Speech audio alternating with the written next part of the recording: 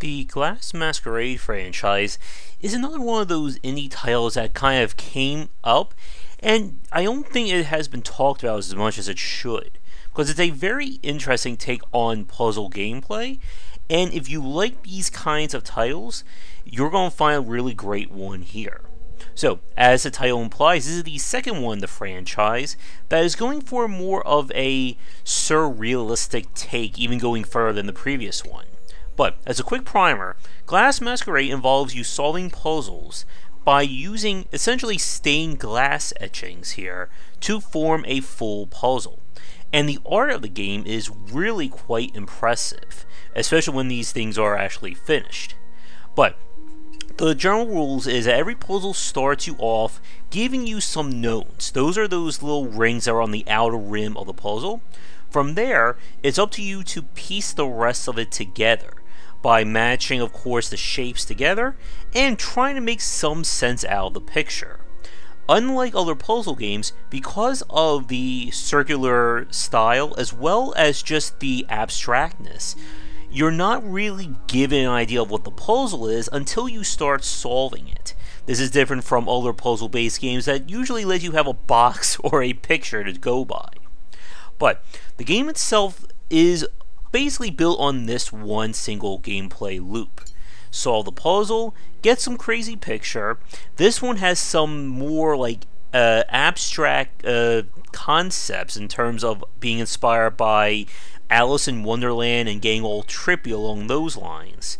But typically, this is a puzzle game first and foremost. And because of that, this is going to be a very quick first look because, well, obviously what I'm showing you is going to be spoiling things.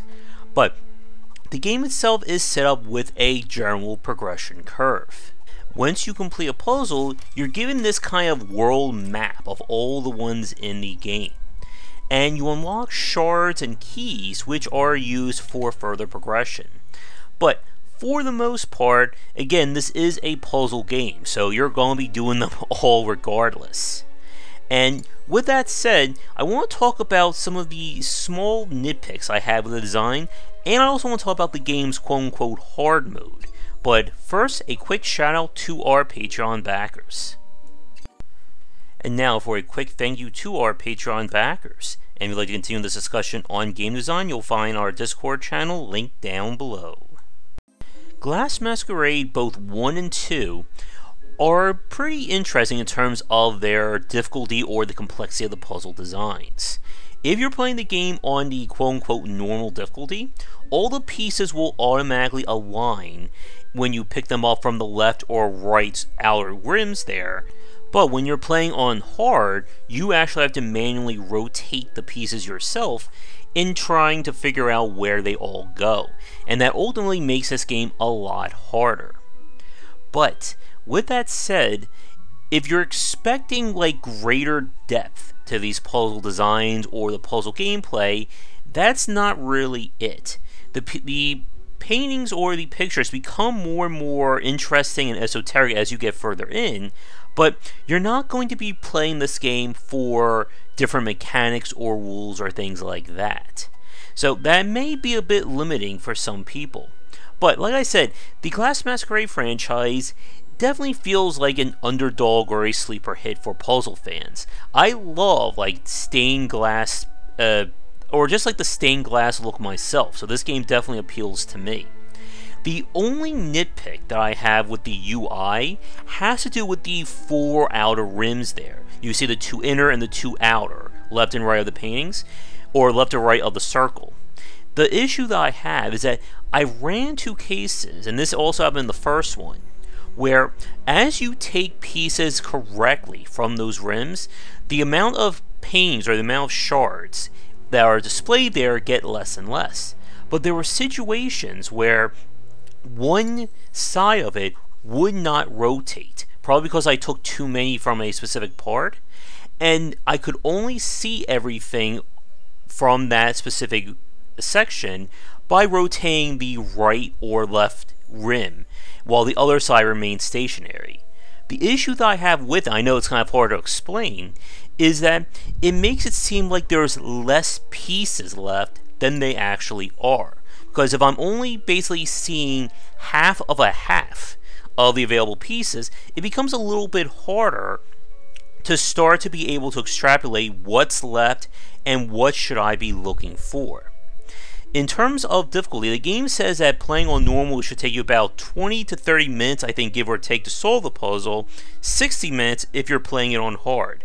I think I'd be one of them like at 30 or 40 minutes on hard difficulty. Again, I don't have the exact timer in front of me now. But with that said, to begin to wrap things up, Glass Masquerade 2 is a bit of a niche among puzzle design, I feel. But if you do like what you're seeing, you're looking for a great kind of like rainy day game, or you just really like stained glass work and that kind of artistic style, this is a good one to pick up. And I'm curious to see what they will do going forward. Will they start to add more mechanics or even like progression, like an actual form of progression on the world map? Or will they just keep to making these very beautifully styled puzzles? But we're going to end things here for now. I would like to thank the developers for giving me a press key to check things out. If you'd like me to look at your game in the future, please don't hesitate to get in touch. But come back for daily discussions on game design here and on Game Wisdom, where we examine the art and science of games. Once again, this has been Glass Masquerade 2, and it is out now. But until our next video, have a good night. If you're looking for another book about game design, be sure to check out my first title, 20 Essential Games to Study, out now. Thanks for watching the video. If you enjoyed things, be sure to do all the liking and subscribing that the kids are doing these days. Check out our Discord channel link down below where we hang out and chat game design, and come back later tonight for our regular streamings.